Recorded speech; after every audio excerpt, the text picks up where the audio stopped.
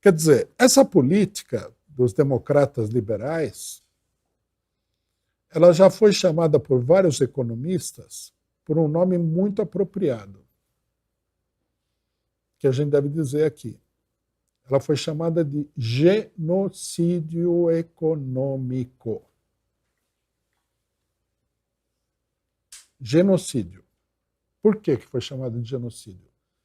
Porque na primeira grande onda neoliberal, da primeira grande onda neoliberal até agora, milhões de pessoas morreram por causa das reformas econômicas que foram feitas. Milhões de pessoas. Aí não temos que ter medo de quem?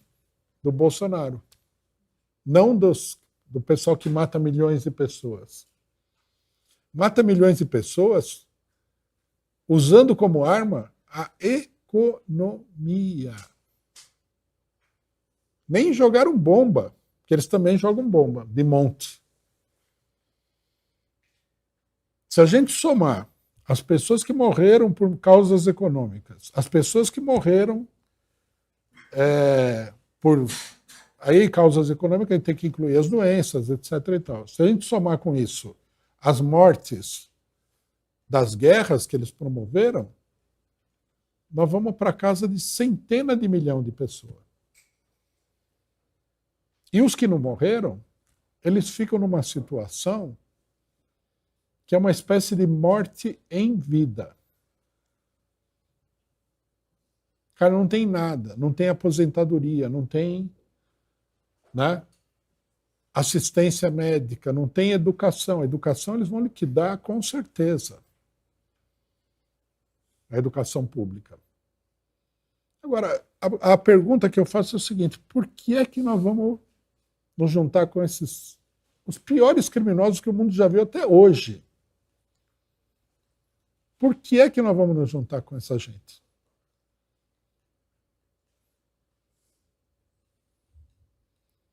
Se o neofascismo, né, é uma ameaça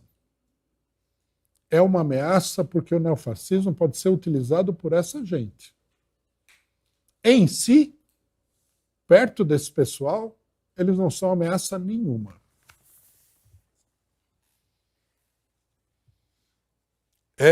É muito fácil de a gente imaginar o tipo de ameaça que seria se o Partido Democrata, o Partido Republicano, apoiasse aí um governo, né, fascista nos Estados Unidos. Então, quer dizer, é uma confusão política total. Nós temos que fazer esse debate porque nós estamos caminhando para isso, né?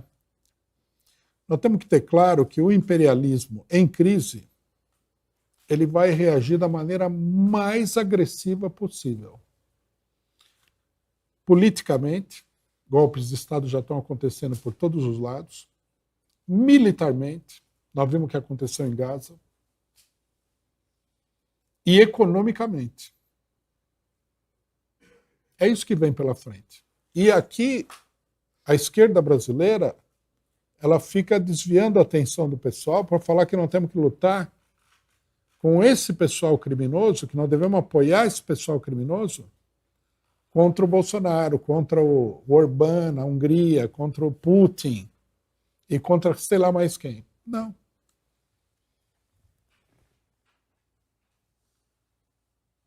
A pior coisa que alguém poderia fazer é justamente essa política.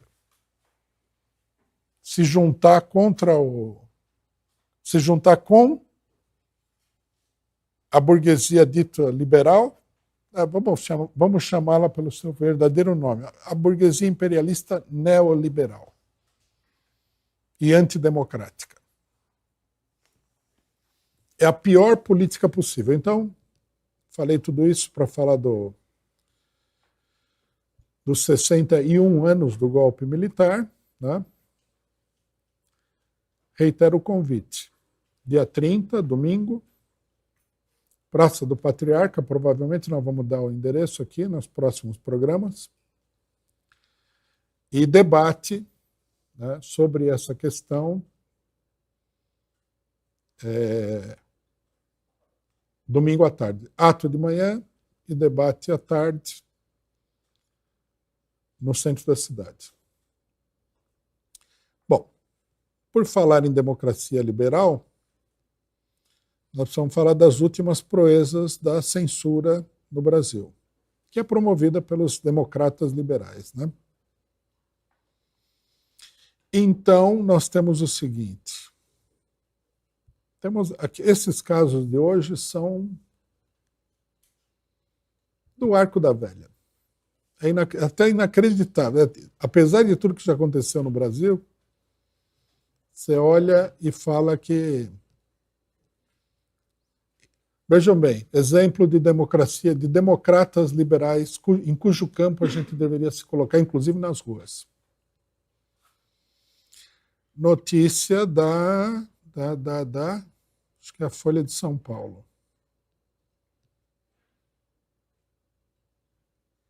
Não, Correio Brasiliense.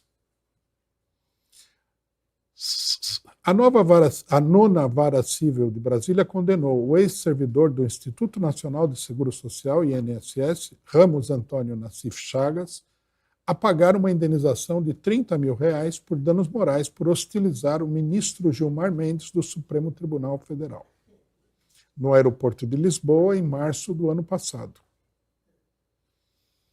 Aí, ouvindo essa notícia, a gente pergunta, o que será que esse cidadão fez, né? Atirou uma garrafa na cabeça do Gilmar Mendes, ou talvez não tenha sido tudo isso, ele xingou a mãe do Gilmar Mendes. Vejam vocês. Na ocasião, o homem afirmou que o decano e a corte eram, aspas, vergonha para o Brasil, fecha aspas, que estaria sendo, aspas, destruído, fecha aspas, por, abre aspas, pessoas como ele. A declaração na íntegra é a seguinte. Não tem aqui a declaração. Bom, é isso. Foi isso que ele falou, de qualquer maneira. Gilmar Mendes ingressou com uma representação criminal ao diretor-geral da PF, Andrei Rodrigues, solicitando a investigação do caso e a responsabilização do autor. O decano argumentou que as ofensas foram dirigidas não só contra ele, mas também ao judiciário brasileiro.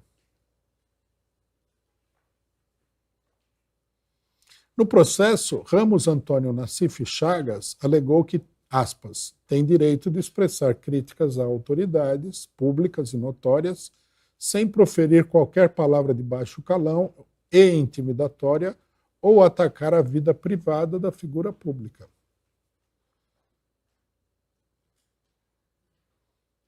Ele também negou que tenha publicado o vídeo na internet. O ex-servidor disse que o material foi disseminado por terceiros. Na sentença, a juíza Grace Correia Pereira aponta que o réu extrapolou os limites da liberdade de expressão ao atingir a privacidade, intimidade e a honra de Gilmar.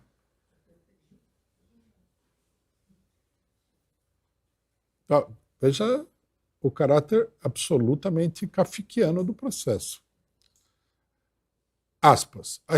Isso é a juíza, né? A escolha do réu de abortar o autor em um momento privado, se ele estivesse no banheiro, defecando, até dava para alegar isso aqui. Ele estava andando na rua, no aeroporto. E filmá-lo numa cafeteria de aeroporto no exterior, o que tem a cafeteria, o aeroporto e o exterior? Filmou uma pessoa pública num local público, sem dele obter qualquer autorização prévia para a divulgação da imagem. Olha só. Demonstra que o dolo do autor, mais que apresentar uma crítica em um espaço público, era satisfazer seu interesse pessoal de verbalizar sua indignação e o expor publicamente. Aí vem a frase religiosa. Vocês têm que colocar isso aqui. Primeiro mandamento dos democratas, dos liberais democratas. Desta feita, note-se que a liberdade de expressão não é revestida de caráter absoluto. né? Quando Deus entregou as tábuas da lei para Moisés no Sinai, o primeiro não era não matarás, era a liberdade de expressão não é absoluta. O que significa, como nós estamos vendo nesse processo, o que a gente já falou inúmeras vezes, que ela não só não é absoluta, como que ela não existe. Porque uma vez que você decreta que ela não é absoluta, sem especificar nada, e até especificando, porque a lei especifica esse tipo de coisa. Deve ser exercida nos limites da lei, sob pena de abuso de direito passível de indenização. Além disso, deve coexistir harmoniosamente com a preservação da intimidade, privacidade e honra, promovendo um respeito aos valores éticos e sociais da pessoa e da família. Quer dizer, o cidadão encontra uma autoridade pública num lugar público, se dirige a ele e fala assim: você é uma vergonha para o país. Você e a instituição que você representa são uma vergonha para o país. Não pode falar isso. Se você não pode falar isso, você não pode falar nada. O que é que você vai falar que vai ser considerado como legítima expressão do direito? Nada. Porque, como ele alegou na defesa, ele não usou palavras de baixo calão, que ele teria direito de usar também. Não ofendeu, não revelou detalhes da vida privada da pessoa, que ele teria direito de revelar, porque se na vida privada, né, a autoridade em questão cometeu um estupro, você tem o direito de revelar. Né? Não é porque a vida é privada que você não pode revelar nada. Se fosse assim, muito crime não veria o tribunal jamais. Né? Ele é autoridade pública, está sujeito a crítica. A juíza teve, inclusive, a capacidade de falar que é uma crítica dirigida ao STF. Não pode criticar o STF, segundo a juíza. A sentença dela é assim: você não pode criticar o STF. O que ela falou exatamente? Fala assim que a crítica era para verbalizar sua indignação e expor publicamente o juiz. Você não pode ficar indignado também. Se ficar, não pode verbalizar. Esse aí é o resultado da campanha contra a liberdade de expressão, feita sobretudo pela esquerda, também pela Rede Globo, também pelos grandes jornais. Né? Não tem nada a ver com fascismo, fake news, não tem nada a ver. É uma ditadura. Isso aqui é uma ditadura. Por exemplo, eu estou falando que a sentença da juíza, que é corriqueira no Brasil, é uma ditadura. Vem um juiz maluco aí, vê esse vídeo e pode me processar. Porque você falou que é uma ditadura. E aí que eu falei que é uma ditadura? Se eu acho que é uma ditadura, eu falo que é uma ditadura. Não posso falar mais nada. Esse é um problema muito sério que nós temos. Veja que esse caso aqui é do Arco da Velha. Aí a juíza achou ruim que o diálogo aí foi... O diálogo, não sei se o cidadão falou isso depois, foi divulgado na internet. E daí? Você poderia dizer isso em qualquer lugar, num ato público, na televisão, num jornal. Eu tenho o direito de escrever que o STF é uma vergonha nacional. E eu acho também, como ele, que é uma vergonha nacional. Ou não podemos mais falar isso? Não temos que falar que o STF é uma coisa sagrada? Já alguém chamou a atenção que se você quiser criticar Buda, Maomé ou Jesus Cristo, com as piores expressões você pode. Mas as instituições políticas brasileiras não podem. Elas estão acima de Deus. Seja qual for a sua religião.